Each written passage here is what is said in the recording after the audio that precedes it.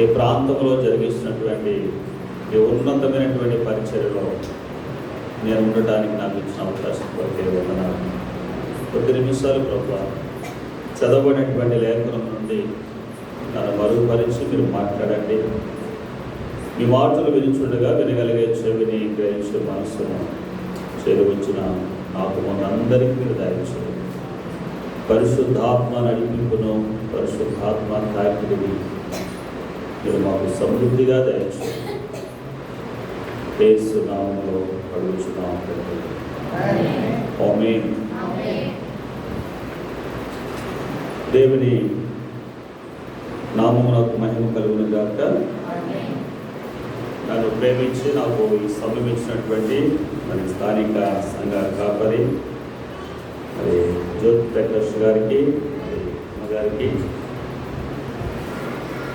వారి యొక్క సేవా పరిచయలో వెలిగించబడి నమ్మకమైనటువంటి జీవితాన్ని జీవిస్తున్నటువంటి సంఘమంతటికి మన ప్రభువును రక్షకుడైన యేసు క్రీస్తు శ్రేష్టమైన నామంలో వారికి వందనాలు తెలియజేస్తుంది.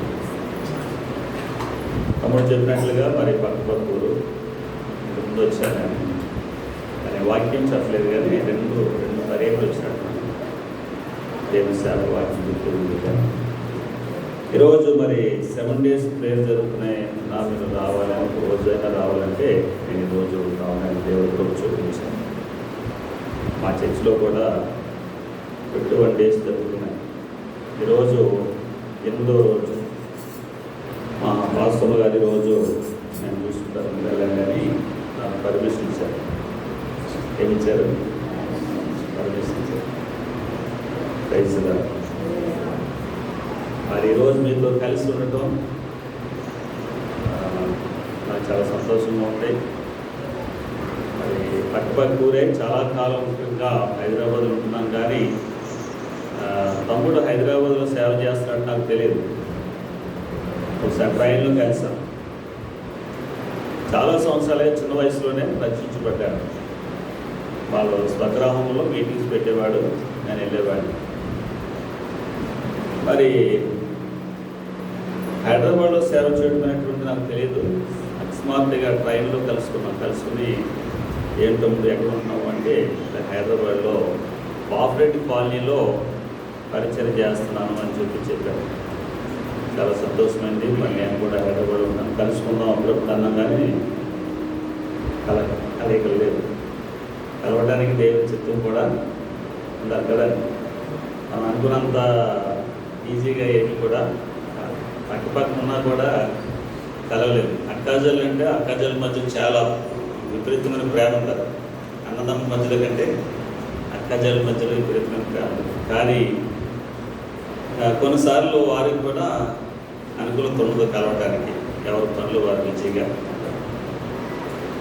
మరి ఈరోజు మీతో కలిసి ఉండటానికి తమ్ముడు మరి చేయించినటువంటి పరిశుద్ధమైన పరిచయంలో మీతో కలిసి వాక్యం అందించడానికి దేవుడు నాకు ఇచ్చిన సమయం బట్టి ప్రభుత్వం స్థుతిస్తూ ఉన్నాను.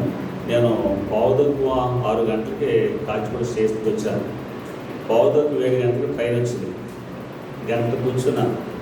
నాకు ఇక్కడ 8 గంటలు టైం ఇచ్చాడు. నాకు చాలా టెన్షన్ అన్నమాట. నేను ఎప్పుడైనా 10 నిమిషాల ముందు ఉంటాను కానీ ఆలస్యంగా ఉంటే తట్టుకోలేదు. ఈ ట్రైన్ వెళ్తూనే ఉంది. నేను లోపల ఇంకా నడువు అన్నట్లుగా వెళ్తుందండి. ఎలా అంటే ట్రైన్కి వెళ్తున్నా కూడా వెళ్తున్నా దాని టైం వస్తాను కదా. కొన్నిసార్లు ఈ మధ్య కార్ డ్రైవింగ్ నేర్చుకుంటాను. కార్ డ్రైవింగ్ నేర్చుకుంటున్నప్పుడు నా పక్కనే కార్ తోలేటువంటి అబ్బాయి స్పీడ్కి వెళ్ళిపోతుంటే ఎవరెవరో గుద్దేద్దాడు. నేను బ్రేకులు తోలుతున్నాను. ఈ పక్కన బ్రేకులు లేవు కాలుకి, కానీ మూమెంట్ మాత్రం కాలు మూమెంట్ మాత్రం అట్లాగా ఇచ్చేస్తాను. ఆ మాత్రం దానికి కారు ఆగనే. కానీ చాలా టెన్షన్ అయినా నా దేవుని దగ్గర సమయానికి రావడానికి కూర్చోబెట్టి చెప్పాను.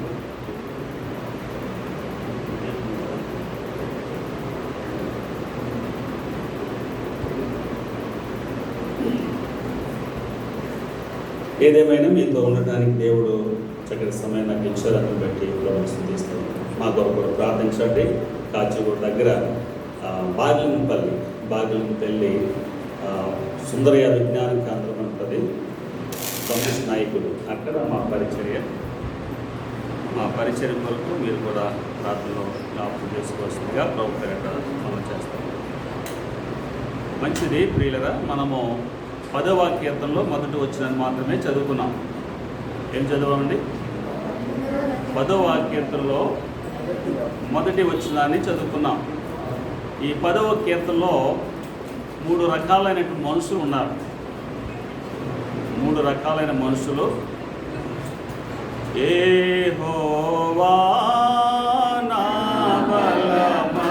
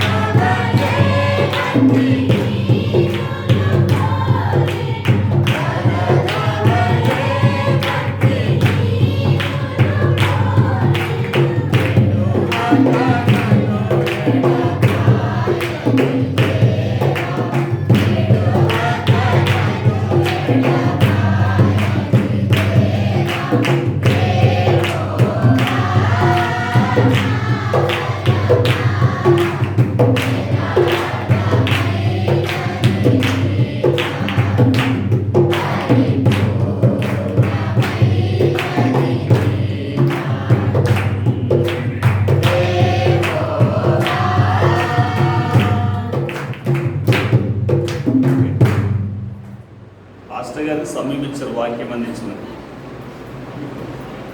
ఎంత సమయం తెలుసండి? 40 నిమిషాల టైం. నాకు కూడా అంతే ఉంది, త్వరగా ముగించేస్తాను. పాస్టర్ గారు మొదలుపెట్టి 15 నిమిషాలు ముగించేశారండి. సంఘ పెద్దలు వచ్చి, ఏమై పాస్టర్ గారు మీకు ఇవ్వబడిన సమయం 40 నిమిషాలు కదా, 15 నిమిషాలు ఎందుకు ముగించారని అడిగాను. అడిగితే పాస్టర్ గారు అన్నారంట, అయ్యా నాకు పళ్ళు సరిగా లేవు, పళ్ళు సరిగా లేని కారణాన్ని బట్టి నేను సరిగా ఎక్కువ సమయం మాట్లాడలేకపోతున్నాను అన్నాడు. పాపం సంఘ పెద్దలకు చాలా జాలి వచ్చింది. పాస్టర్ గారికి సరిగా ఆరోగ్యం లేకపోతే మనకు కూడా సరిగ్గా వాక్యము అందించలేడని కొంచెం డబ్బు తీసుకువచ్చి మీరు ఇమీడియట్లీ వెళ్ళి పళ్ళు సరి చేయించరండి అని చెప్పి పంపించారు. పంపిస్తే డాక్టర్ గారు దగ్గరికి వెళ్ళాడు. పాస్టర్ గారు డాక్టర్ గారి దగ్గరికి వెళ్ళాడు. డాక్టర్ గారు పళ్ళు పెట్టాడు. మరలా నెక్స్ట్ వీక్ వచ్చి మొదలు పెట్టాడు ప్రసంగం. 40 నిమిషాలు ముగించవలసిన ప్రసంగం 1 గంటన్నర చెప్పాడంట. 1 వారం చూశారు, 2వ వారం చూశారు, 3వ వారం వచ్చారు సంఘ పెద్దలు. పాస్టర్ గారు మీకు ఇవ్వబడిన సమయం 40 నిమిషాలు అయితే మీరు 1 గంటన్నర వరకు కూడా అనేక కష్టం ముగిస్తున్నారు, కారణం ఏంటి అని అడిగారు. ఎందుకంటే ఎక్కువ వాక్యం చెప్తే మనం వినలేం కదా. అప్పుడు అన్నాడు, ఏమో నాకు తెలియట్లేదు, పళ్ళు సరి చేసుకున్న తర్వాత ముగింపు రావట్లేదు, ఎక్కువ మాటలు వస్తున్నాయి అన్నాడు. అయితే ఏదో కారణం జరిగింది, ఇంత వాక్యం అయితే మేము వినలేమండి, మాకు చాలా కూర్చొని ఓపిక లేదు అని చెప్పేసి అని మీరు మళ్ళీ డాక్టర్ దగ్గరికి వెళ్ళడానికి కొంచెం డబ్బించి పంపించారు. డాక్టర్ గారి దగ్గరికి వెళ్తుంటే పాస్టర్ గారు దూరం నుండి చూసి పాస్టర్ గారు డాక్టర్ గారిని పలకరించాడు. డాక్టర్ గారు అన్నాడంట. డాక్టర్ గారు పాస్టర్ గారు రండి మీకోసం చూస్తున్నాను అన్నాడు. ఏంటి బాబు ఈ సంగతి, నాకు ఈ విధంగా మార్చబడటం గల కారణం ఏంటి అంటే, ఏమి లేదు పాస్టర్ గారు, మీకు మగవాళ్ళు పళ్ళు పెట్టడం మానేసి ఆడవాళ్ళు పళ్ళు పెట్టారు అన్నాడు. ఏ పళ్ళు పెట్టారంట? డాక్టర్ గారు చేసిన పొరపాటుకి ముగింపు రావట్లా కదండి. అంటే మగవాళ్ళు పళ్ళు పెడితే మాటలు తక్కువ వస్తాయి, ఆడవాళ్ళు పళ్ళు పెట్టుకుంటే మాటలు ఎక్కువ వస్తాయి. నాకున్నది మగవాళ్ళు పళ్ళేనండి, ఏమి టెన్షన్ పడదు. మనం చదువుకున్న వాక్య భాగంలో 3 గుంపులు ఉన్నారు. మొదటి గుంపులకు వచ్చి మనం మొదటి వచనంలో చదువుకున్నాం. ఈ మొదటి వచనంలో మనం ఏం చూస్తున్నాము అంటే, యెహోవా నీవెందుకు దూరముగా నిలుచుతున్నావు, ఆపత్కాలంలో నీవెందుకు దాగి ఉన్నావు. ఇది ప్రశ్నిస్తావు దేవుని సందులో. భక్తుడు దేవుని ప్రశ్నిస్తూ మాట్లాడుతున్నాడు. దేవుడు ఏమైనాడంట, ఆపద వచ్చినప్పుడు దాగి ఉన్నాడు. దాగి ఉంటాడంటే దేవుడు. మనం ఎప్పుడైనా అనుకున్నావా అలాగా? ఎప్పుడైనా అనుకున్నావా? ఎందుకని ఏమంటారంటే కోల్సార్లు అనుకుని ఉంటాం లేదా? అనుకోకుండా ఉండే మనుషుడు ఎవరు కూడా లేదు. కష్టాలు వచ్చినప్పుడు ఏమనిపిస్తుంది మనకి? ఏమనిపిస్తుంది? మనకి మా అనుకున్నది ప్రార్థన చేస్తాం, ఎందుకంటే ప్రభువుని ఎరిగిన వారు కాబట్టి మనం ఏం చేస్తాం? ప్రార్థన చేస్తాం. కానీ జవాబు రాదు. జవాబు రానప్పుడు మనకి ఏమనిపిస్తుంది? ఏమైంది దేవునికి? నా మాట ఇక పరిస్థితికి జవాబు రావట్లేదు, అనుకున్నటువంటి కార్యం పొందలేకపోతున్నాను, అమ్మాయికి పెళ్లి చేయాలనుకున్నాను అవ్వట్లేదు, ఇల్లు కట్టాలనుకున్నాను అవ్వట్లేదు, పిల్లలు ఉద్యోగంలో ప్రవేశించాలని ఆశిస్తున్నాం కానీ ఉద్యోగాలు రావట్లేదు. ఎందుకు? మేము సంఘంలోకి వెళ్తున్నాం, దైవ సేవకు నమ్మకంగా ఉంటున్నాం, కారణం ఏంటి అని చెప్పి మనకు ఒక ప్రశ్న మిగులుతుంది. అదే ప్రశ్న ఇక్కడ భక్తుడు వేస్తాడు. ఎందుకయ్యా ఆపత్కాలం వచ్చినప్పుడు నీవు దాగి ఉన్నావు? ఇంకొక మాట మనం బైబిల్ గ్రంథంలో చూస్తే హబక్కూకు రాసినటువంటి మొదటి గ్రంథంలో హబక్కూకు గ్రంథం నుండి ఒక మాట మనం చదువుదాం. చూడండి, హబక్కూకు గ్రంథం మొదటి అధ్యాయము 2, 3, 4 వచనాలని మనం చదవచ్చు. యెహోవా నేను మొరపెట్టినాను. చూడండి, అక్కడ కూడా ఏం చూస్తున్నాం మనం అంటే, యెహోవా నేను మొరపెట్టినాను, ఎన్నాళ్ళు ఆలకింపగా ఉన్నావు. చదవండి. బలత్కారము జరుగుచున్నను, నేను నీకు మొరపెట్టినను, నీవు రక్షింపగా ఉన్నావు. నన్నెందుకు దోషము చూడించుచున్నావు? బాధని వేళ ఊరకే చూచుచున్నావు. ఇది కూడా ఒక ప్రశ్న. అక్కడ కూడా భక్తుడు ప్రార్థిస్తూ ఉన్నాడు, ప్రశ్నిస్తూ ఉన్నాడు. ప్రశ్నిస్తున్నటువంటి ప్రశ్నలు మనం ఏం చూస్తున్నామంటే, యెహోవా నేను మొరపెట్టినాను, నువ్వెన్నాళ్ళు ఆలకింపగా ఉన్నావు. బలత్కారము జరుగుతున్నదని నేను నీకు మొరపెట్టినాను, నీవు రక్షింపగా ఉన్నావు. అంటే ఆయన మీదకి బలత్కారము జరుగుతుంది. ఆయన ప్రభు కొరకు జీవిస్తున్నటువంటి సమయంలో అనేక మంది ఆయన మీదకి దాడి చేస్తూ, నిందిస్తూ, అవమానిస్తూ, ప్రియులకు అనేక రకాలైనటువంటి ఇబ్బందులు ఆయన గురి చేస్తూ ఉన్నప్పుడు ఆయన చాలా వేదనతో ఈ మాటను పలుకుతున్నాడు. ఆయన మొరపెట్టినప్పుడు దేవుడు ఏం చేయలేదంట? ఆయన మొర్రను ఆలకించలేదు. ఇది ప్రశ్న. ఈ ప్రశ్న క్రైస్తవ సంఘాల్లో నేటి దినాల్లో అనేక మందిలో మనం చూడొచ్చు. మేము ప్రశ్నించలేదంటే మీరు చెప్పినా నేను నమ్మలేదు. ఎందుకంటే పరిస్థితుల్లో ఈ కాలంలో అంతే కదండి. మనుషుడు ఆశించిన దాన్ని దేవుడు ఇవ్వకపోతే వెంటనే మనుషుడు ఏం చేస్తాడంటే విశ్వాస విషయంలో బలహీనుడు అవడానికి ప్రయత్నము చేస్తాడు. ప్రశ్నార్థకమైనటువంటి జీవితంలో మనుషుడు జీవితాన్ని కొనసాగిస్తున్నటువంటి కాలంలో క్రీస్తునందు దేవుని బిడ్డలారా, అనుకున్నటువంటి కార్యం జరగకపోతే అనేక మంది జీవితంలో నిరుత్సాహం అనేటువంటిది ప్రవేశిస్తూ ఉంటుంది, ప్రశ్నిస్తూ ఉంటాడు. ప్రశ్నించేటువంటి మనుషుడు నేడు దినాల్లో గమనించవలసిన విషయం ఏంటంటే, ప్రశ్నించే అర్హత మరి ప్రశ్నించే మరి ఆ యొక్క అవకాశము దేవుడు మనకి ఎప్పుడు కూడా ఇవ్వలేదు. ఎందుకంటే బైబిల్ గ్రంథంలో రోమిలకు రాసిన పత్రికలో 9వ అధ్యాయం 21వ వచనంలో ఒక మాట రాయబడి ఉంటుంది. రోమిలకు రాసిన పత్రిక 9వ అధ్యాయము 21వ వచనం త్వరగా జ్ఞాపకం చేయండి. 9వ అధ్యాయము రోమిలకు రాసిన పత్రిక 9వ అధ్యాయము 21వ వచనం. అమ్మా, ఒక ముద్దలో నుండియే ఒక ఘటము ఘనతకును ఒక ఘటము ఘనహీనతకును చేయుటకు మట్టి మీద కుమ్మరికి ఏం చేయబడిందంట? అధికారం ఇవ్వబడింది. కుమ్మరవాడు కుండలు తయారు చేస్తున్నప్పుడు మట్టి ముద్దను చేసిన తర్వాత ఆ మట్టిలోంచి కొంచెం తీసి చిన్న ముద్ద తీసి ఆ చిన్న ముద్దని చిన్న కుండగా చేస్తాడు, పెద్ద ముద్ద తీసి పెద్ద ముద్దగా చేస్తాడు. చేసినప్పుడు పెద్ద కుండను చూసినప్పుడు చిన్న కుండ కానీ చాలా బాధ అనిపించిందంట. బాధ అనిపించి ప్రశ్నిస్తుందంట, ఏమయ్యా నన్ను ఎందుకు ఇలాగా చేశాను? అదే అంటాడు పౌలు గారు, పెద్ద కుండను చూసి చిన్న కుండకు ప్రశ్నించే అర్హత లేదు. కారణం ఏంటంటే కుమ్మరవాడికి పెద్ద కుండ చేయడానికి మనసు ఉంది, చిన్న కుండ చేయడానికి కూడా మనసు ఉంది. ఆయన ఇష్టం అది. అలాగే మానవ జీవితంలో దేవుని యొక్క ఆశీర్వాదమును, దేవుని యొక్క కార్యమును, దేవుని యొక్క నడిపింపును ఎప్పుడు ఎవరికి ఏది ఇవ్వాలో ఆయన తెలుసు కనుక సమయోచితముగా తన కార్యాలు జరిగిస్తూ ఉంటాడు. ఈలోపు మనకు కంగారు ఆగదు కాబట్టి మనం ఏం చేస్తుంటామంటే ప్రశ్నిస్తూ ఉంటాం. ఎందుకయ్యా ఇంకా అవ్వలేదు? దేవుడు ఎప్పుడు కూడా మనం ప్రశ్నించేటువంటి అవకాశం మనకి ఇవ్వలేదు. కారణం ఏంటంటే దేవుడు ప్రియులరా ఆయన నశించిపోతున్నటువంటి వారి సైతము ఆయన రక్షణలోని నడిపించడానికి ఆయన తన కృప ద్వారా మనుషులు రక్షిస్తున్నాడని దైవ గ్రంథము సెలవిస్తూ ఉంది. 103వ కీర్తనలో మాట మనం చూడొచ్చు. 103వ కీర్తన 8వ వచనాన్ని మనం చదువుకున్నట్లయితే 103వ కీర్తన 8వ వచనాన్ని ఒకసారి జ్ఞాపకం చేసుకున్నట్లయితే యెహోవా దయాదాక్షిణ్య పూర్ణుడు. ఎటువంటి వాడండి ఆయన? దేవుడు ఎటువంటి వాడండి? మనం ప్రార్థన చేస్తే, ఆయన ఆపత్కాలంలో ప్రార్థన చేస్తే ఆయన దాక్కుండేవాడు కాదు.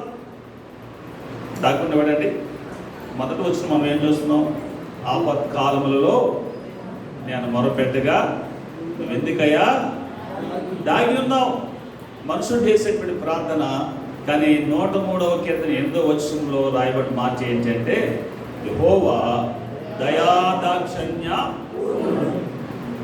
ఆయన దయగలిగినటువంటి దేవుడు. ఇంకొక స్థలంలో ద్వితీయోపదేశ కాండంలో రాయబడి ఉంటుంది 4వ అధ్యాయం 31వ వచనంలో చదవవలసింది. కానీ యెహోవా కనికరము కలిగిన దేవుడు అంటాడు. ఆయన మీ చేయి విడవడు, మిమ్మల్ని నాశనము చేయడు.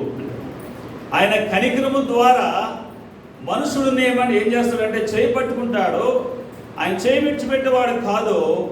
ఆయన చేతిలో చేయనంత చేపు కూడా మనుషుడికి నాశనం అనేటువంటిది రాదు అని దైవజనుడు మోషే ఇక్కడ చెప్తుంటాడు.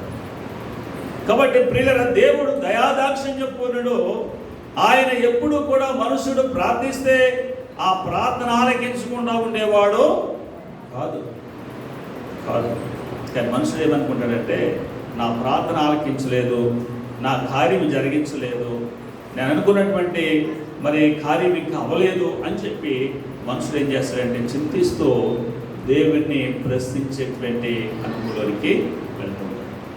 ఈ మధ్యకాలంలో మా చర్చిలో ఒక అబ్బాయికి యాక్సిడెంట్ అయ్యి చెయ్యి ఇక్కడ జాయింట్ దగ్గర తప్పుకుంది. కొత్తగా సేవకు వస్తున్నాడు. బాప్తిసం ఇచ్చాం, అంటే పెళ్లికి ఇచ్చాం. పెళ్లికి ఇచ్చి బాప్తిసం మ్యారేజ్ చేసాం. సరే పెళ్ళైన కానీ 4-5 సంవత్సరాలు అయితే నమ్మకంగా వస్తున్నాడు. డ్యూటీకి వెళ్తుంటే, ఆఫీస్కి వెళ్తుంటే జారి పడిపోయాడు. సడన్గా ఎవరు అడ్డు రాలేదు కూడా. ఎక్కడో ట్యాంకర్ తిరుగుతుంటే ఆ ట్యాంకర్ మనం గుద్దేస్తున్నాం అని చెప్పి మనోడు డిస్క్ బ్రేక్ పట్టుకుంటే కింద పట్టుకుని జాయింట్ తప్పుకుంది. పెద్ద దెబ్బేం కాదు. హాస్పిటల్కి వెళ్తే ఈ రోజులు హాస్పిటల్ ఎట్లా ఉన్నాయి? కరోనా టైంలో మనకి అర్థమైపోతుంది హాస్పిటల్ సంగతి కదండి. ఇక వెళ్తే మనిషి తిరిగి రావడం లేదు. వెళ్ళాడు, ఇన్సూరెన్స్ ఉంది, 1,20,000 రూపాయలు బిల్ వేశారు, మొత్తం ఆపరేషన్ చేశారు. ఆపరేషన్ చేసిన తర్వాత 1 నెల రోజులు ఇంటికాడ ఉన్నాడు. తర్వాత మళ్ళా ఈ సైడ్ బోను పైకి కనపడుతుందని మళ్ళీ వెళ్తే మళ్ళీ దానికి ఆపరేషన్ చేశారు. 2 సార్లు ఇన్సూరెన్స్ క్లెయిమ్ చేసుకున్నాను. సరే ఏదేమైనా మన రోజుని చర్చికి వచ్చి ఇలా చేతులని పెట్టి ఏంటనయ్యా నాకు ఈ పరిస్థితులు అన్నాడు. ఏమన్నాడు? ఏంటనయ్యా నాకు ఈ పరిస్థితులు అంటే అన్నాడు. 2 సార్లు ఆపరేషన్ అయింది, దీనికి తేడా చూడు అంటే ఇది సన్నగా ఉంది, ఇది నార్మల్గా ఉంది, ఇది ఓపెన్. ఆపరేషన్ చేయి ఓపెన్ ఉండదమ్మా, ఉంటుందా? దానికి కూడా విచిత్రం. అంటే మనిషిని యొక్క బలహీనత చూడండి. ఇది వాపు కనపడుతుంది, ఇది చూడండి, ఇది ఎలా ఉంది అంటే అవును దీనికి ఆపరేషన్ అయింది కాబట్టి వాపు ఉంటుంది అన్నాడు. అదేంటి అన్నాడు. అవునురా బాబు, ఏం చింతించొద్దు, దేవుడు ఎటువంటి వాడండి? దయాదాక్షిణ్య పూర్ణుడు. ఇది నీకు తగిలింది అంటే నేను చక్కటి మార్గంలో నడిపించడానికే దేవుడు నీకు తగిలించాడు, అంతే, సంతోషించాను. కారణం ఏంటి తెలుసా? ఒకరోజు ఆ బాబు బర్త్డే అయితే ప్రార్థన చేయించాడు ఆన్లైన్. ప్రార్థన చేశారు. నెక్స్ట్ డే బర్త్డే సందర్భంగా భార్య ఇద్దరు కలిసి సినిమాకి వెళ్ళారు. ఎక్కడికి వెళ్ళారండి? సినిమాకు వెళ్ళి మళ్ళా చర్చ్ గ్రూపులు పెట్టాడు. చర్చ్ గ్రూపులు పెడితే మా పాప అన్న ఏంటన్నా నువ్వు చేసిన పని అని కామెంట్ పెడితే మా బాబు కూడా బర్త్డే సందర్భంగా ఎంజాయ్ అన్నాడు. నాకు మా పాప చెప్పింది చాలా మనసు వేదన అయింది. ఒక 3 రోజుల తర్వాత యాక్సిడెంట్ నాకు ఆ మనసులో ఉంది. అప్పుడు ఇలా చూపించి ఇదేంటని నాకు అని ప్రశ్నిస్తున్నవే దేవుని, నువ్వు చేసిన పని ఏంటి, నీకు అది అర్థం కావట్లేదా? అవునయ్యా, నాకు క్షమించనని. నేను కాదు క్షమించిన, ఎవరు క్షమించాలి? దేవుడు క్షమించాలి. ప్రభు దగ్గర ప్రార్థన చేస్తాను.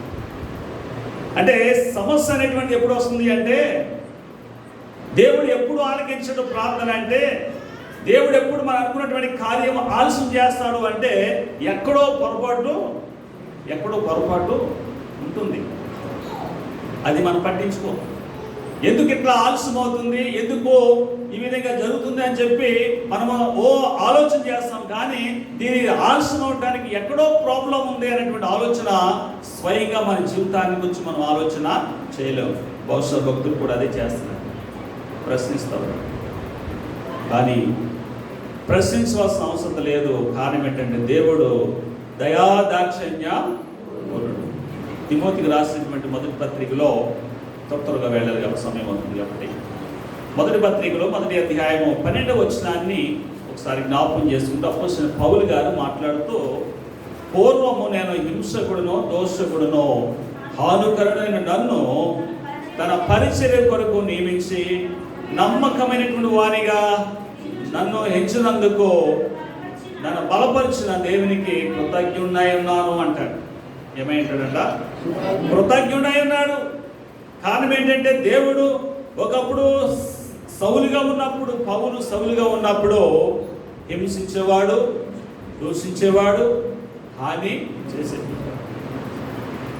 అటువంటి భయంకరటువంటి జీవితంలో జీవిస్తూ సౌలు నాశనానికి వెళ్తున్నటువంటి మార్గములో ఉన్నప్పుడు దేవుడు అద్భుతమైన రీతిలో తన కృప కనికరములు చొప్పున ఆయన ఏం చేశాడు? దర్శించాడు. వెంటనే రక్షణలోనికి ఆయన వచ్చాడు. బహుశా ఆయన ప్రభు దర్శించకపోతే, ప్రభు ఆయన రక్షించకపోతే ఆయన జీవితంలో ఎలా మిగిలిపోయి ఉండేవాడంటే హింసకుడిగా, హానుకురుడిగా మిగిలిపోయి ఉండేవాడు. ఆయన నరకానికి పాత్రుడిగా అయిపోయింది. ఆయన నరకానికి వెళ్ళడానికి ఇష్టము కాని దేవుడు ఆయన కృప ద్వారా ఆయన ఏం చేశాడని దర్శించి, ఆయన దయ ద్వారా ఆయన మార్గములు వెళ్తున్నప్పుడు ఆయన దర్శనమించి ఆయన రక్షించినట్లుగా మనం చూస్తాం. దీన్ని బట్టి మనం చూసినప్పుడు దేవుడు ఆపత్కాలములో ప్రార్థన ఆలకించలేని వాడు కాదు, కానీ ప్రార్థన ఆలకించేవాడే. ఆయన దయాదాక్షిణ్య. మనుషుడు చేసేటువంటి ఆలోచన మాత్రమే తప్పు, కానీ దేవుడిని మాత్రం తప్పు కాదు. ఎందుకు మాట చెప్తుందనంటే, దేవుడు బిడ్డలారా, రక్షించబడినటువంటి మేము రక్షించబడినటువంటి సంవత్సరాలు గతించే కొలది కొన్ని సందర్భాల్లో మన జీవితాల్లో ఇటువంటి ప్రశ్న అనేటువంటి మనకు వస్తూనే ఉంటుంది. ఏదో ఒక సమయంలో ఇటువంటి ప్రశ్న మనకు వస్తూ ఉంటుంది. అనుకున్నటువంటి కార్యం జరగనప్పుడు, బలహీనతలు వచ్చినప్పుడు, సమస్యలు వచ్చినప్పుడు, శోధించబడుతున్నప్పుడు ఈ ప్రశ్న తప్పగా మనకి వస్తూ ఉంటుంది. అయితే మనం గమనించవలసింది ఏంటంటే, మొదటి వచ్చిన ద్వారా ప్రశ్నించేటువంటి అర్హత మనకి లేదు. ఆయన ఇష్టము మన జీవితంలో ఏది ప్రవేశపెడతాడో దాన్ని మనము అంగీకరించవలసిన వారమే, కానీ దాన్ని ప్రశ్నించేటువంటి అర్హత మనకి లేదు. ఆయన కృప కలిగినటువంటి దేవుడు, దయా దాక్షిణ్యం కలిగిన దేవుడు, నాశనానికి వెళ్తున్నటువంటి అనేక మంది కొరకు ఆయన ప్రాణం పెట్టి రక్షణలోనికి నడిపించినటువంటి గొప్ప దేవుడు. ప్రశ్నించడం మంచిది కాదు. ఆయన ఇచ్చేటువంటి దాని కొరకు ఆలస్యమైన దేవుని సందులో కనిపెట్టి పొందుకునే వరకు కూడా మనం ప్రార్థనా జీవితం కలిగిన వారిగా ఉండాలని మొదటి భాగంలో మనం చూస్తూ ఉన్నాం. ఇది ప్రశ్నించేటువంటి గుంపుగా మనం చూస్తాం. సమయం లేదు కాబట్టి ముందుకు వెళ్తున్నాం. రెండవ గుంపు గురించి మనం ఆలోచన చేసినప్పుడు 2వ వచనం నుండి 13వ వచనం వరకు రెండవ గుంపుని గురించి మనం చూస్తూ ఉంటాం. ఆ రెండవ గుంపు ఏంటి అని మనం చూస్తే, దేవుని విసర్జించినటువంటి గుంపు. ఏ గుంపు అండి? మొదటి గుంపు ప్రశ్నించే గుంపు అయితే, రెండవ గుంపు ఏంటి అంటే దేవుణ్ణి విసర్జించేటువంటి గుంపు. నెక్స్ట్ అదే కదండి, దేవుని కార్యం మనకు రాకపోతే మనం ఏం చేస్తాం? వేస్ట్. ఇక ఈ భక్తి చాలామంది చూశాను. నేను హైదరాబాద్కి వచ్చిన కొత్తలో, ప్రాముఖ్యంగా తెలంగాణ ప్రాంతంలో, ఒకవేళ మీరు ఏమైనా అనుకోవచ్చు కానీ నేను ఉన్నాను కాబట్టి, నేను చూశాను కాబట్టి చెప్తున్నాను. తెలంగాణ ప్రాంతాల్లో కొంతమంది అక్కడక్కడ వారి యొక్క అనుభవంలో నేను చూసింది ఏంటంటే, కార్యం జరిగితే చాలా పట్టుకోలేము సంతోషానికి.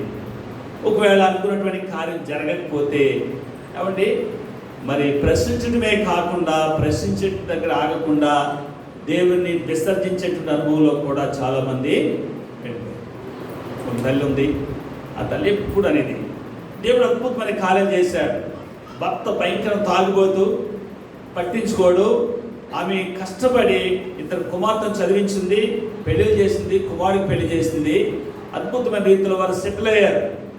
కానీ అప్పుడప్పుడు ఆమె జీవితంలో అంటూ ఉండేటువంటి మాట ఏంటంటే, ఏం లాభం అయ్య గారు, ఎన్నో సంవత్సరాలు అయింది రక్షించబడి, చాలా సంవత్సరాలు అయింది రక్షించబడి, ఏమి లాభం అయ్య గారు?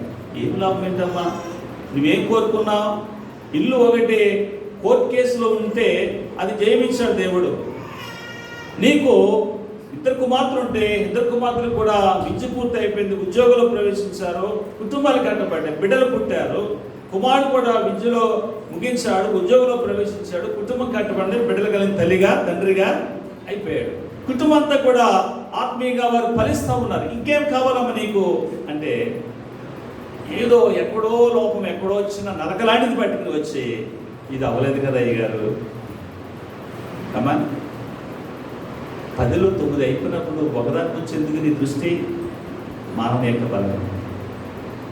ఆ పలుకుతున్న మాట అదే, ఏమి లాభం అయ్యే గారు అని. అంటే దాని అర్థం ఏంటి? దేవుడు ఇంకా అక్కర్లేదు. దేవుడు విసర్జించేటువంటి గొప్ప చాలామంది జీవితంలో ఇటువంటి అనుభవాలు చూస్తూ ఉంటాం. ఎందుకు అలాగా విసర్జిస్తున్నారు అంటే, 2వ వచనం రాయబడిన మాట ఏమని రాయబడుతుంది? 2వ వచనంలో, దుష్టుడు గర్వించి దీనిని వడిగా తరుగుచున్నాడు. దుష్ట ఆలోచన, దుష్ట స్వభావము ఏంటి అని ప్రాముఖ్యంగా అంటే, విసర్జించడానికి గల కారణం ఏంటి అంటే గర్వం. పిల్లలకి పెళ్ళి కానప్పుడు గర్వించలేదు, పిల్లలు పెళ్ళైన తర్వాత గర్వించింది. పిల్లల కుటుంబాలు సెటిల్ అయిన తర్వాత, ఉద్యోగంలో ప్రవేశించిన తర్వాత గర్వించింది. అంతకుముందు గర్వం అనేటువంటి కనబడలేదు, ప్రాధాయపడి ఏడ్చేది. తర్వాత గర్వం ఆమెలో ప్రవేశించింది. చాలామంది జీవితాల్లో గర్వం అనేటువంటి దేవుని నుండి దూరము చేస్తాం. గర్వం ఎప్పుడైతే వస్తుందో దేవునికి దూరం అప్పుడే అవుతాం. ఒక భక్తుని గురించి మాట చెప్పాలని ఆశపడుతున్నాను. డాక్టర్ బిల్లీ గ్రహం గారు మనందరికీ సుప్రసిద్ధులు కదండి. గత 2 సంవత్సరాల క్రితం ఆయన ప్రభు సన్నిధికి వెళ్ళారు. డాక్టర్ బిల్లీ గ్రహం గారు సేవ ప్రారంభ దినాల్లో ఆయన డ్రైవర్ కారు నడుపుతూ ఉన్నప్పుడు ఆయన కూర్చుని కారులో ఒక మీటింగ్కి వెళ్ళారంట. మొదటి రోజు వర్తమానం అందించడానికి ఆయన వేదిక మీద పిలిచేటప్పుడు మీటింగ్ పెట్టినటువంటి కరీంనగర్ గారు ప్రపంచ ప్రఖ్యాతులు పొందినటువంటి గొప్ప దైవజనులు డాక్టర్ బిల్లీ గ్రహం గారు వేదిక మీదకి రావాలి అని ఆయన పిలిచారంట.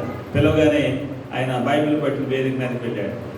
అందరూ క్లాప్స్ కొట్టారు. మీరు ఇందాక కొట్టారు చూసారు, కొట్టమనుకున్నాము.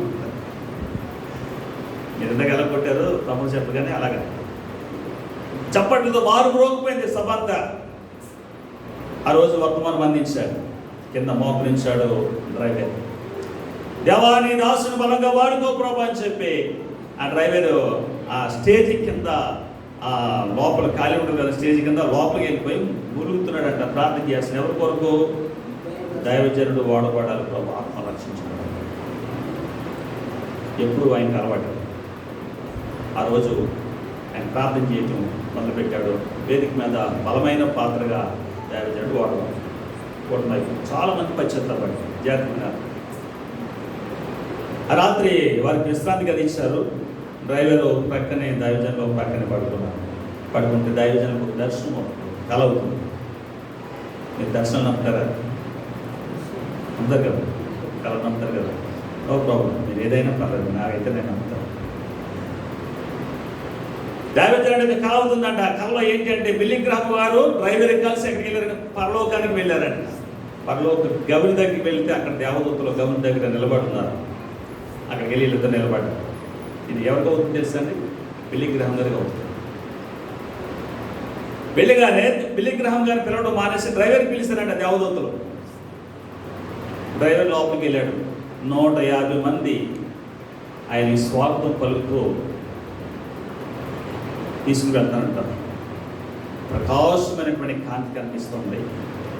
బంగారంతో పొదిగించుకున్న రోడ్లు కనపడుతున్నాయి. చాలా దూరం తీసుకువెళ్ళారంట. అక్కడ ఒక అందమైనటువంటి భవంతి కనపడింది. ఆ భవంతిలోకి తీసుకువెళ్ళారు. ఆ భవంతిలో దగ్గర మెరిచే ఒక సింహాసనం ఉంది. ఆ సింహాసనం మీద బిల్లీ గ్రహం గారి యొక్క డ్రైవర్ కూర్చోబెట్టి ఒక కిరీటం తీసుకొచ్చి ఆ శిరస్సు మీద అలా పెట్టారు. ఇదంతా ఎవరు చూస్తున్నారంటే బిల్లీ గ్రహం గారు చూస్తున్నారు. నా డ్రైవర్కి ఎంత ఆహ్వానం, ఎంత ఆహ్వానం! నా డ్రైవర్కి 150 మంది దేవదూతలు వచ్చి స్వాగతం పలికారు. బంగారంతో పొదిగించబడినటువంటి రోడ్డు మీద నడిపించుకుని తీసుకువెళ్తున్నారు. అందమైనటువంటి భవంతిలోనికి ఆయన తీసుకువెళ్ళి సింహాసనం మీద కూర్చుని పెట్టారు. కిరీటం తీసుకొచ్చి ఆయన పెట్టారు. ఎంత ఆనందం, ఎంత ఆనందం! నా డ్రైవర్కే అంతుంటే ఇప్పుడు నాకు ఎంతమంది వస్తారో. ఎంతమంది వచ్చారు డ్రైవర్కి? ఎంతమంది? 150 మంది దేవదూతలు వచ్చి స్వాగతం పలికారు. ఇప్పుడు ఈయన అనుకుంటున్నాడు కనీసం నాకు 1000 మంది అయినా వస్తారు. కారణం ఏంటంటే ప్రపంచ ప్రఖ్యాతి నొందినటువంటి గొప్ప దైవజనుడు డాక్టర్ బిల్లీ గ్రహం గారు. ఈయన అనుకుంటున్నాడు కనీసం తక్కువలో తక్కువ అనుకుంటే ఎంతమంది వస్తారంటే 1000 మంది వస్తారు నాకు అనుకుంటున్నాడు. గాబ్రియల్ గారు, మిఖాయేల్ గారు వచ్చారు గుమ్మం దగ్గరికి. ఏంటంటే చూస్తున్నాడు. గాబ్రియల్ అన్నాడు, బిల్లీ గ్రహం రా, లోపలికి రా అన్నాడు. దగ్గరికి వెళ్ళాడు. దగ్గరికి వెళ్ళి దగ్గరికి చూస్తుంటే ఎవరు లేరు. ఎవరున్నారని అక్కడ? మిఖాయేలు, గాబ్రియల్ తప్ప ఇంకెవరు లేరు. చాలా కోపం వచ్చిందండి. గాబ్రియల్, ఏంటి ఎవరు లేరేంటి ఇక్కడ? నాకు స్వాగతం పలకడానికి ఎవరు లేరేంటి అన్నాడు. అంటే మేము ఉన్నాం కదా, గాబ్రియల్, నేను, మిఖాయేలు ఇద్దరు ఉన్నాం. ఇద్దరేనా నాకు? నా డ్రైవర్కి 150 మంది వచ్చారు, నాకు ఇద్దరు రావడం ఏంటి అంటే, నీకు ఇద్దరికే పర్మిషన్ ఉంది. నీకు స్వాగతం అంతా కూడా ఎక్కడుందంటే భూలోకంలో. ఎక్కడుందండి? భూలోకంలో లక్షల ప్రజలు ఉన్నారు. నీకు 150 మంది కాదు. ఎంతమంది ఉన్నారు? భూలోకములో లక్షల ప్రజలు నీకు వేదిక మీదకి వెళ్తున్నప్పుడు ఏం చేశారు? చప్పట్లు పెట్టారు. డ్రైవర్కి ఎవరు కూడా చప్పట్లో ఆయన కిందకి వెళ్ళిపోయాడు. ప్రభువా, నీ దాసుని బలంగా వాడుతూ ప్రభు నీరు చేర్చాడు. ఆయన ఎవరు పట్టించుకోరు. ఎవరు పట్టించుకోరు. నిన్ను మాత్రం పొగిడారు కానీ మనుషులు. డ్రైవర్ని ఎవరు పట్టించుకోరు. భూలోకములో ఘనత నీకుంది కానీ ఆయనకు లేదు కాబట్టి పరలోకముల ఘనత. ఈ కళ ఎక్కడ అవుతుంది? ఆయనకి ఫస్ట్ రాత్రి కూటమైన తర్వాత నిద్రపోతున్నట్టు అయింది. చాలా ఏడుస్తున్నాడు. మోకాల మీద పడిపోయి పరలోక గమనం దగ్గర మోకాల మీద పడి ఏడుస్తున్నాడు. అయ్యో ప్రభువా, నాకు ఈ స్థితి అని చెప్పి ఏడుస్తూ ఉంటే మెలుగు వచ్చింది. ఎక్కడికి వచ్చింది మెలుగు అంటే మంచం మీద ఉన్నాడు. అయ్యో బాబు, దేవా నన్ను క్షమించు ప్రభువా, ప్రపంచ ప్రఖ్యాతి ఉంటున్నటువంటి గొప్ప దైవజనుడు డాక్టర్ బిల్లీ గ్రహం గారు వస్తారు వేదిక మీద కనగానే నేను అలాగా పొంగిపోయాను. ప్రభువా, నాకంటే గొప్పవాడు, నాకంటే వర్తమానీకుడు లేడు, నాకంటే పేరు పొందినవాడు లేడు అని చెప్పి చాలా నేను గర్వించాను. ప్రభువా, ఇదిగో ప్రభువా, శూన్యమైపోయింది, నన్ను క్షమించు ప్రభువా. ఈ రోజు నుండి నా జీవితంలో ప్రపంచ ప్రఖ్యాతి ఉంటున్నటువంటి డాక్టర్ బిల్లీ గ్రహం గారు అని పిలవడానికి వీల్లేదు ప్రభు అని చెప్పి మనసులో అనుకుని రెండో కూటానికి వెళ్ళారు. రెండో కూటానికి వెళ్తే కానీ ఉన్నారు కానీ మళ్ళీ మొదలెట్టారు. డాక్టర్ బిల్లీ గ్రహం గారు వచ్చేసారు, దయచేసి అందరూ కూడా అలర్ట్గా ఉండండి అని చెప్పి చెప్తుంటే, నీకు దండం పెడతాను బాబు, నీకు దండం పెడతాను బాబు, ప్రపంచ ప్రఖ్యాతి ఉందినటువంటి డాక్టర్ బిల్లీ గ్రహం కాదు ఇప్పుడు. బిల్లీ గ్రహం గారు వస్తారు, దైవజనం బిల్లీ గ్రహం గారు వస్తారు, చాలు, అంతే చాలు ఉన్నాను. నా పరువు తీమోగురా, నాకు ఉన్నటువంటి విలువంత తీమోగురా, నాకు ఎక్కడ మీరు ఎత్తేస్తే నాకు అక్కడ కోల్పోయాను. మీ మాట నేను పొంగిపోయి నా హృదయంలో అతిశయంతో నింపబడ్డాను రా బాబు, నా హృదయంలో గర్వంతో నింపబడ్డాను రా అని చెప్పి గర్వంతో నింపబడిన వారు ఏమైపోతారంట? దేవుని విసర్జించేవారు. అదే మనం చూస్తున్నాం. 2వ వచనం, గర్వము ప్రారంభించబడింది 10వ కీర్తన 2వ వచనంలో. ఆ ప్రవేశించడం ద్వారా దేవుని బిడ్డలారా దేవుని విసర్జించేటువంటి వాడిగా అయిపోయాడు. గొప్ప దైవజనుడే. ఆయన అనుకున్నాడా దేవుని విసర్జించాను నేను, దేవుడు నాకు దూరమైన అనుకున్నాడా? లేదు.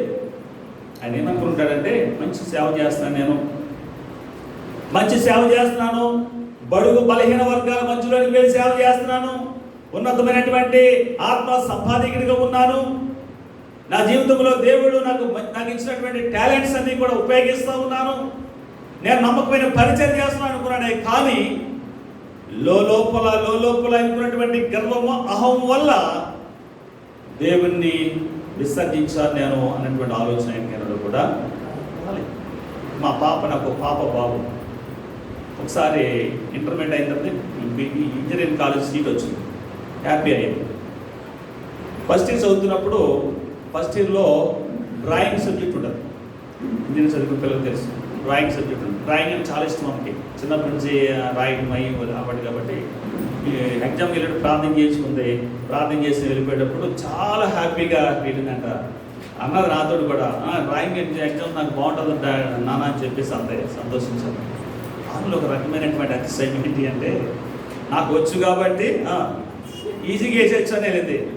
5 డయాగ్రామ్స్ ఉంటాయి, 2 వేసింది, 3వ దానికి స్పృహ కోల్పోయింది. కాలేజీలో ఫ్యాన్ లేదు, చెమట పట్టేసినాయి, అసలు మీకు తినదు సరిగా, లో బీపీ అయినట్టు అయిపోయింది.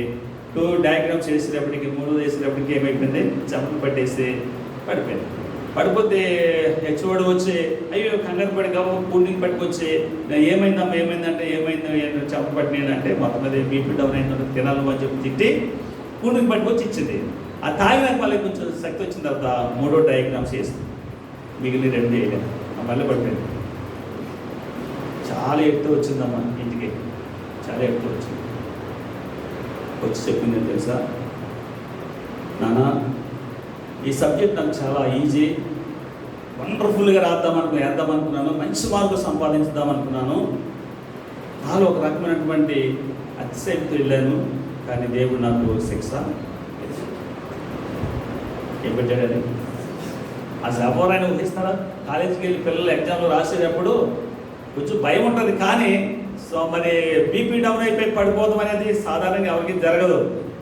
దేవుడే చేశాడు. నేను చెప్పాను దేవుడే చేశాడు. నువ్వు ఎవరైనా అతిశయించాలంటే ఎవరు బట్టి అతిశయించాలి? ఎవరు బట్టి? దేవుడు బట్టి. నీకున్న టాలెంట్స్ని బట్టి కాదు, నీకున్న జ్ఞానాన్ని బట్టి కాదు, నీకున్న అందాన్ని బట్టి కాదు, నీకున్న ధనమును బట్టి కాదు. ఎవరైనా అతిశయించాలంటే ప్రభుత్వం. నా కుమార్తె జీవితంలో జరిగింది. ఆ రోజున ప్రభువుని బట్టి అతిశయించాలి, కానీ నువ్వు నీ జ్ఞానం బట్టి అతిశయించాలని అన్నాను. ఆమెలో పశ్చాత్తపడి ఏడ్చింది. రిజల్ట్ వచ్చింది. పశ్చాత్తపడి ఏడ్చింది. ప్రభు నన్ను క్షమించి ఏడ్చింది. మా పిల్లలు చిన్నప్పటి నుంచి ఒకరికి చెప్పాలంటే నేను మా పిల్లలు పుట్టాడు నేను బాధ పొందలేదు. మా అమ్మగారి ద్వారా వాళ్ళిద్దరూ, మా అమ్మగారు మా పాస్టర్ గారి ద్వారా ఇద్దరు చిన్నప్పటి నుంచి బాల్యంలోనే వాళ్ళ టీవీ చూడడం ఏంటంటే ఇప్పుడు తెలియదు. ఇప్పుడు వరకు చాలా ఏడ్చింది.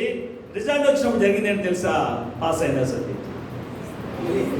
ఎందుకు పశ్చాత్తాపడి ఏడ్చింది. ప్రభు నన్ను క్షమించు, 5 డయాగ్రామ్స్ వేసి మంచి పర్సంటేజ్ స్కోర్ చేయాలనుకున్నాను, కానీ నా వల్ల కాలేదు ప్రభు, ఇదిగో నీవే నన్ను కూర్చోబెట్టావు అని చెప్పి పశ్చాత్తాపడి ఏడ్చింది. గర్వం, అతిశయం 2వ భాగం మనం చూస్తాం. ఇలాంటి క్రైస్తవ సమాజంలో, సంఘాల్లో అనేక మంది జీవితంలో దేవుని బిడ్డగా మంచిగా పాటలు పాడితే అతిశయం. 1 గంట ప్రార్థన చేయగలిగిన ఆత్మ దేవుడిస్తే నాకంటే ప్రార్థన చేయగలమని లేరు. ఎక్కడో దిక్కు కూర్చో, మీరు మాకేం తెలియదంటే ఎంతమంది అన్నట్టుగా చూస్తాను. ఇంకా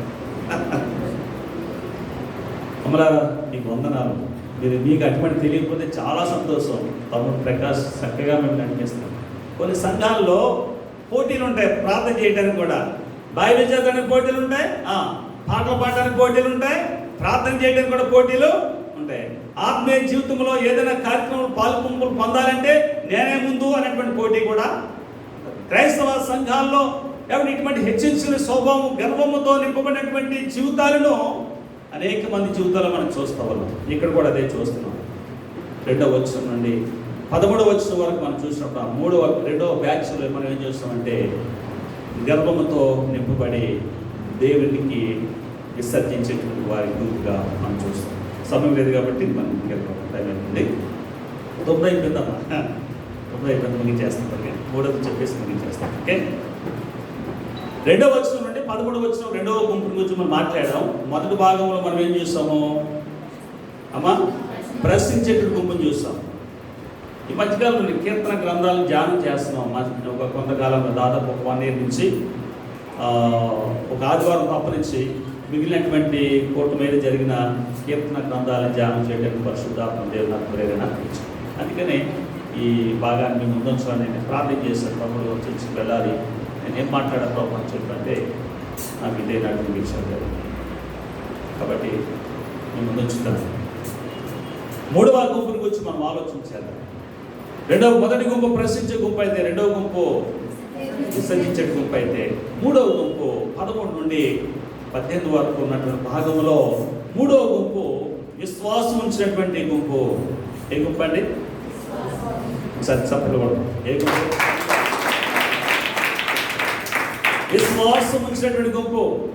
ప్రశ్నించే గుంపు కాదు, విసర్జించే గుంపు కాదు, విశ్వాసం ఉంచినటువంటి గుంపు. బైబిల్ గ్రంథంలో యేసు ప్రభువు వారు ఉపమానాలు చెప్తాడు. విత్తువాని ఉపమానం గురించి కదండి. విత్తువాని ఉపమానంలో 3 గుంపులు ఉంటాయి. 4వ గుంపు మంచిది కదండి.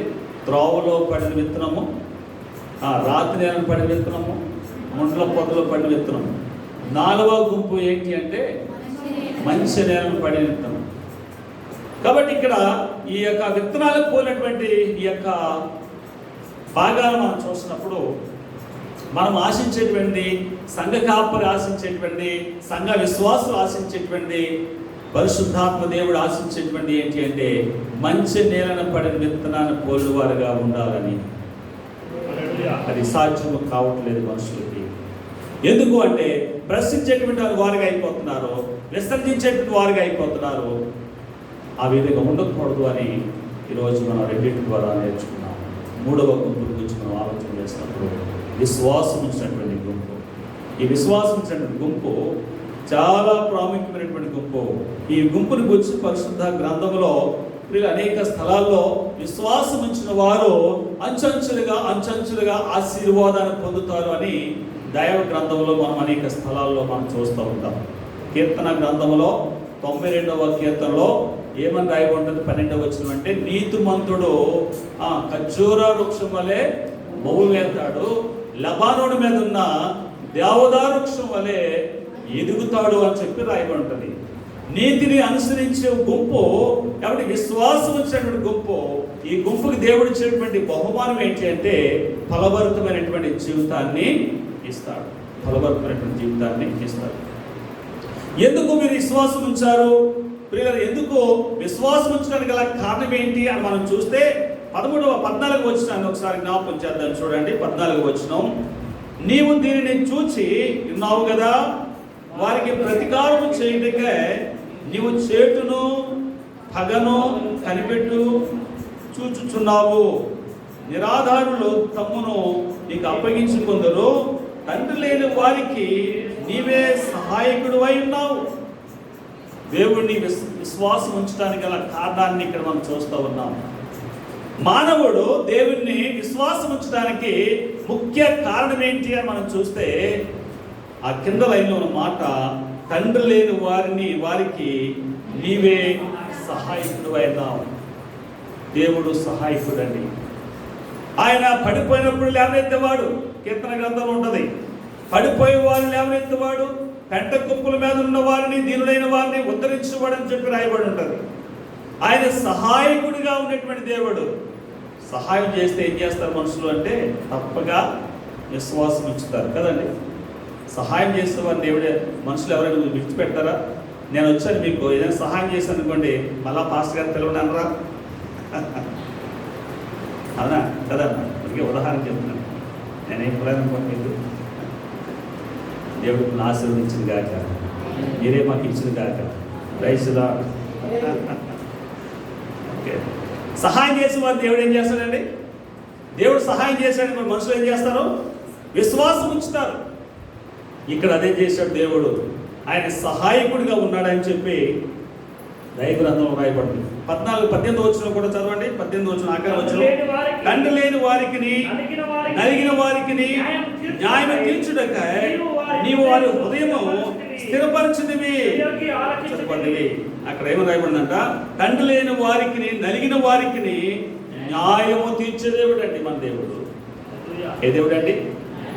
నలిగిన వారికి, తండ్రి లేని వారికి. కుటుంబంలో యజమాని లేకపోతే కుటుంబం అంతా కూడా ఎంతో దుఃఖం, నలిగిపోతారు. ఎంత ఉన్నా సరే యజమానులు లేకపోతే పిల్లలు చాలా అనాథలైపోతారు. తండ్రి లేని వారికి తండ్రిగా ఉంటాడు వాగ్దానం చేసే దేవుడు. నలిగిపోతున్న వారికి సహాయం చేసే దేవుడు. నేను ఈ స్థలంలో నిలబడి ఉండటానికి మా తల్లి గారి కారణం. 1979లో 1979వ సంవత్సరంలో మా అమ్మగారికి క్యాన్సర్ వచ్చింది. 1979వ సంవత్సరంలో వైజాగ్ కేజీహెచ్ హాస్పిటల్ తీసుకువెళ్ళారు మా మేనమామలు. వారు గుంతలమ్మ పండగ చేసేవారు. గుంతలమ్మ పండుగ తెలుసు కాదు కదా? ఏమనుకుంటున్నామా? గుంతలమ్మ పండుగ చేసాం అయ్యా, తెలుసండి? ఉండదా? ఓకే, చాలా సంతోషం. కానీ బోనాలు ఉంటుంది ఇక్కడ, ఫేమస్ కదా. అంతే మాకు గుంతలమ్మ పండుగ ఉంటుంది. ఇప్పుడు లేదండి, అలా చెప్పేది మొత్తం. గుంతలం పండుగ చేసేవారు మా అమ్మమ్మ వాళ్ళు. ఇక మా అమ్మ కూడా దాంట్లోనే పెరుగుండదు బహుశా. మా తమ్ముడు పుట్టిన తర్వాత క్యాన్సర్ వచ్చింది, బ్రెస్ట్ క్యాన్సర్. కేజీహెచ్ హాస్పిటల్ తీసుకెళ్ళారు వైజాగ్లో. చనిపోద్దని చెప్పారు. 3 రోజులు టైం ఇచ్చారు. మా అమ్మమ్మ వాళ్ళు తీసుకెళ్ళిపోయారు. వాళ్ళు హిందూ ఆచారం కాబట్టి మంచం మీద పెట్టి, హిందువులు ఏం చేస్తారని చనిపోయి ముందే బయట పెట్టా ఉన్నాయి కదండి, అంటారు కదా, బయట పెట్టేస్తారు. అంటే ఆ అమ్మాయిని మనకు రాకుండా ఉండాలని పెట్టేస్తారు. మా అమ్మగారు కూడా అలా పెట్టేస్తారు. అప్పటికి ఆ ఊళ్ళో ఒక తల్లి, ప్రభుని ఎరిగినట్టు తల్లి ఉంది. ఆ తల్లి వాళ్ళ ఆవిడ చనిపోయేలా ఉందంట అని చెప్పి చూద్దామని చెప్పి ఒక 2-3 విశ్వాసం అంటు పెట్టుకుని వచ్చి బయట పెట్టినట్టు మా అమ్మగారు మనసు దగ్గర మోకరించి, మా అమ్మ పేరు బాయమ్మ, బాయమ్మ డాక్టర్ చచ్చిపోతామని చెప్పారు. 3 రోజులు టైం ఇచ్చారు, కానీ బ్రతికించేవాడు ఉన్నాడు, ఆయన యేసు ప్రభు అని చెప్పిందంట. చెప్పేసి ప్రార్థన చేసి వెళ్ళిపోయింది. మా అమ్మగారికి పొర ప్రాణంతో ఉంది, పోయే టైం అన్నమాట. కానీ వెళ్ళింది మాట లోపలికి. బ్రతకాలని ఆశ ఉంది. మా నాన్నగారు కూడా తల్లి లేకుండా పెరిగాడంట. ఇప్పుడు మేమిద్దరు అన్నదమ్ములు, మా అమ్మ చనిపోతే మేము కూడా తల్లి లేకుండా పెరుగుతామని మా అమ్మకు చాలా బాధ ఉండిపోయింది. అయ్యా నువ్వు బ్రతికించయ్యా, బ్రతికించి యేసు ప్రభు వారంట, నువ్వు అని నాకు తెలీదు, డాక్టర్ చచ్చిపోతామని చెప్పాడు, నువ్వు బ్రతికించేవాడు అని ఆవిడ చెప్పింది, నన్ను బ్రతికించాయా అని చెప్పి మా అమ్మ, ప్రభువా నువ్వు బ్రతికించయ్యా, నీ కొరకే జీవిస్తున్నాయా అని చెప్పి మొదలుపెట్టింది. మొదలుపెడితే 3 రోజులు అయిపోయింది, 5 రోజులు అయిపోయింది, 7 రోజులు అయిపోయింది, వారం అయిపోయింది, చనిపోయింది. మళ్ళా వచ్చింది ఆవిడ. మళ్ళీ వచ్చి మళ్ళీ ప్రార్థన చేసి వెళ్ళింది. మళ్ళా వారం చనిపోయింది. 3వ వారం వచ్చింది. అమ్మ ఆర్కివీడు ప్రాంతంలో, అంటే వెస్ట్ గోదావరి ఆర్కివీడు ప్రాంతంలో మహాసభలు జరుగుతున్నాయమ్మా, పెద్దయ్య గారు ఉంటారమ్మా, అక్కడ తీసుకెళ్తాను, వస్తావా అంటే వస్తానమ్మా అంటే, ఆ రోజుల తల్లి వెహికల్స్ ఏమి లేవు, బస్సులు ఆటోలు ఇప్పుడులాగా ఏమీ లేవు. 2 ఏళ్ల బండి కట్టించుకుని 25 కిలోమీటర్లు తీసుకువెళ్ళేదండి నాన్నగారిని, కొడుకు బిడ్డాన్ని. అక్కడ తీసుకుని పెద్దయ్య గారిని పిలిచి, అయ్యా ఇప్పుడు క్యాన్సర్ అండి, డాక్టర్ చచ్చిపోతామని చెప్పాడు, ప్రార్థన చేశాను, కొంచెం ఆరోగ్యం వచ్చిందని మీతో ప్రార్థన చేద్దాం తీసుకొచ్చారంటే, పెద్దయ్య గారు అంటే ఇప్పుడు నేను ఎక్కడైతే పని చేస్తానో ఆ సహవాసం యొక్క ఫౌండర్ యేసరత్నం గారు, ఆయన మా అమ్మగారిని పిలిచి, అమ్మా డాక్టర్ చచ్చిపోతామని చెప్పాడా? అవునండి. కానీ ఏసై బ్రతికిస్తాడమ్మా? అవునండి. కానీ నువ్వు చేయవలసిన పని తెలుసా? నువ్వు ఇంటికి పెట్టి, ఏకాంతం పెట్టి, దేవునికి వ్యతిరేకంగా ఏ పాపం అయితే చేస్తావో ఆ పాపం నువ్వు ప్రభు దగ్గర ఒప్పుకొని విడిచిపెట్టు, నేను నీ కొరకు ప్రార్థన చేస్తా, దేవుడిని బ్రతికిస్తాడని చెప్పాడు.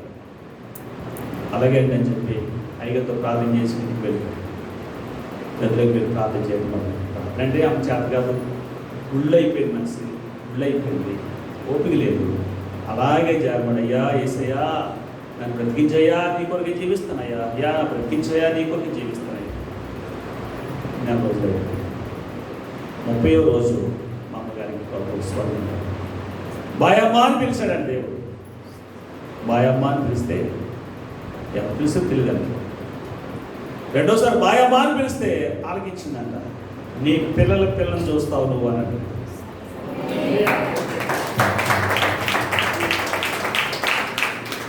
ఆ స్వరం ఎవరు తెలియదు, దేవుడు అని తెలియదు కాబట్టి గబగబాబడి గౌరవం ఇచ్చింది ఆ తల్లిని, రక్షించబడిన తల్లిని. ఆవిడ వచ్చింది, అమ్మా ఎవరో బాయమ్మ అని పిలిచారమ్మా, నీ పిల్లలను చూస్తావమ్మని చెప్పారమ్మా అంటే ఆమె చాలా ఆనందించిందంట. ఆనందించి, అమ్మా నీకు మరణం లేదు, నీ బిడ్డను చూస్తావు, దేవుడు నిన్ను రక్షించాడు, ఆయన రక్తంతో కడిగాడు. చిన్నప్పుడు మా అమ్మ పడుకున్నప్పుడు పొట్ట మీద అట్టి గెట తెలియదు, నాకు చూపించింది, చిన్నోడు కదా, ఇదిగో బాబు నా జబ్బు అని ఏడ్చింది నన్ను చేపెట్టి.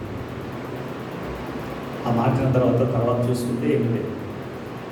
ఎక్కడండి కడుపులో ఏమీ లేదు. ఎప్పుడు తెలుసండి ఇది?